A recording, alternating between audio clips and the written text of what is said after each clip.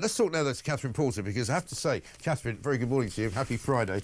Morning. This latest wind farm revolution is even more mad than anything I've ever heard Mad Miliband coming up with. He wants you basically to put a wind farm in your garden. Oh, I know, it's just crazy, isn't it? I mean, how many people want a wind farm in their gardens? I mean, have you seen the can't see size of this these at all. things? Well, yeah, and also small-scale wind like that doesn't really work that well. Right. I mean, look at what happened at Glyndebourne just a few days ago, where they had to cancel their performances because the wind turbine wasn't doing anything because it wasn't windy. Um, I just, I mean, can you imagine as well what it would look like if you went driving through the suburbs and every house had a wind Right. turbine in its garden? It would just Right. look Because ridiculous. presumably, just from the point of view of the physics of it, you've got to have one that's quite big, as you say, in order for it to actually generate any energy at all. I mean, I remember, was it David Cameron that sort of stuck this little ridiculous-looking fan on the top of his house in Notting Hill to make it look like he was actually, you know, being green. But, I mean, it doesn't generate any electricity. No, and I think he had complaints, which is why he had to take it down. Right. I one of my secret guilty pleasures is watching like homesteading programs and things like that.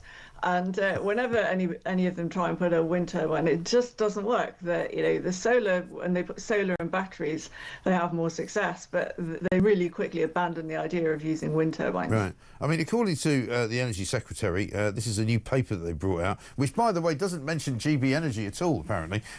He says basically what they want, their aim is to make it easier for farmers, people living in semi-detached houses and business owners to install machines on their land. But they also say homeowners, particularly those with semi-detached homes and small businesses, can cut their power bills by generating electricity for direct consumption. I mean, it's quite hard to do that, isn't it?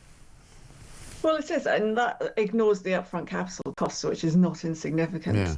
I just don't think this is something that's really going to fly. And how many people who live in semi-detached houses want one of these in their gardens? Right.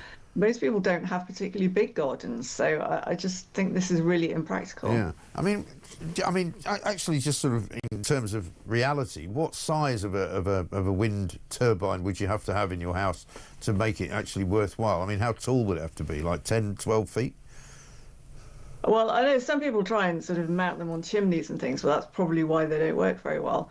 Yeah, I mean, I don't know the exact height it would have to be, but they'd have to be pretty big. Right. And the funny thing is, so because I live here in a rural property, part of the EPC process automatically advises anyone in a rural property to put in a wind turbine.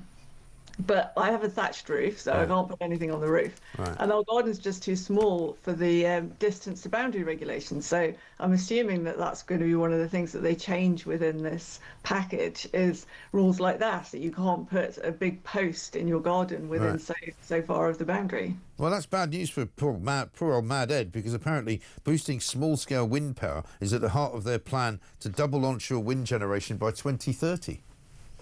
Yeah, I mean, I really just can't see this working. It's one thing to put solar panels on roofs.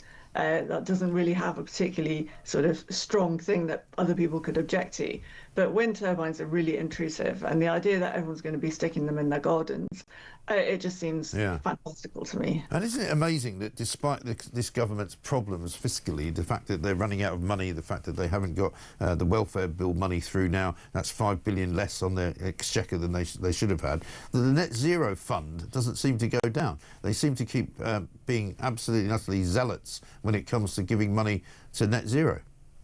Well, that's true. And what's also really shocking is the financial impacts that we're going to have from the energy profits levy. It's already reducing tax take to the Treasury.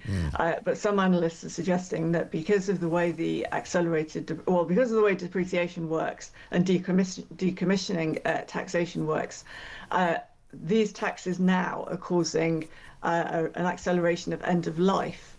And so fields that wouldn't have retired for maybe 15, 20 years from now might start retiring at the beginning of the 2030s. It's just outside the OBR's forecasting period.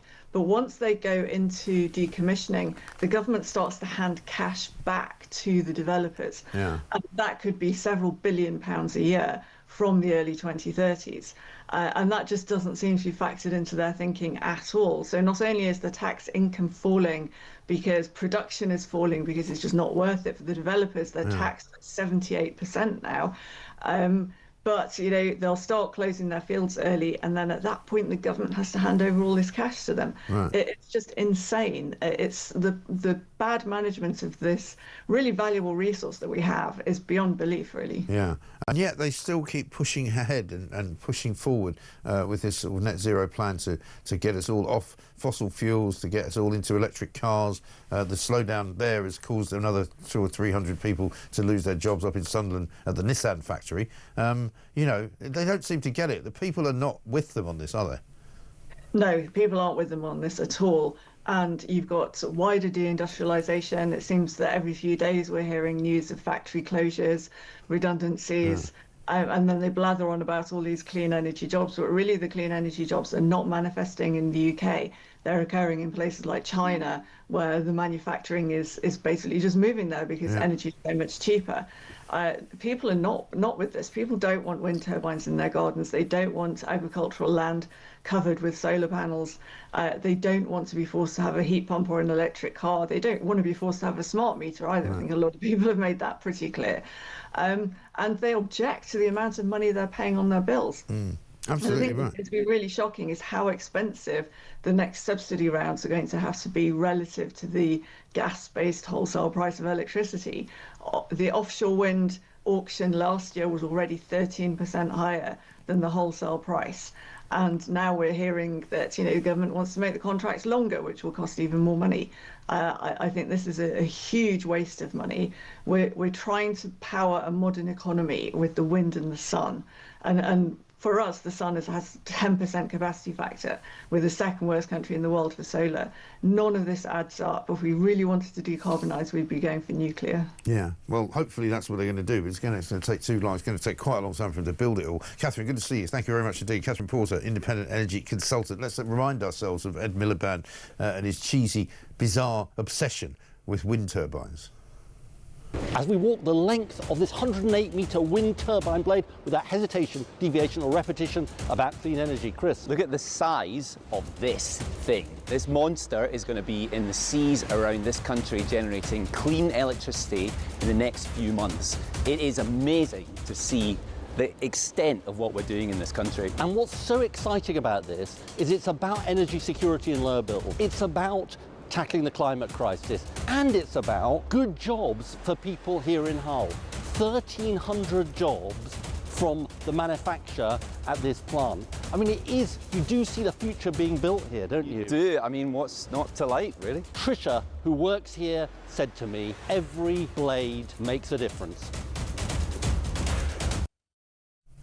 I mean, what a complete plonker. I'm sorry.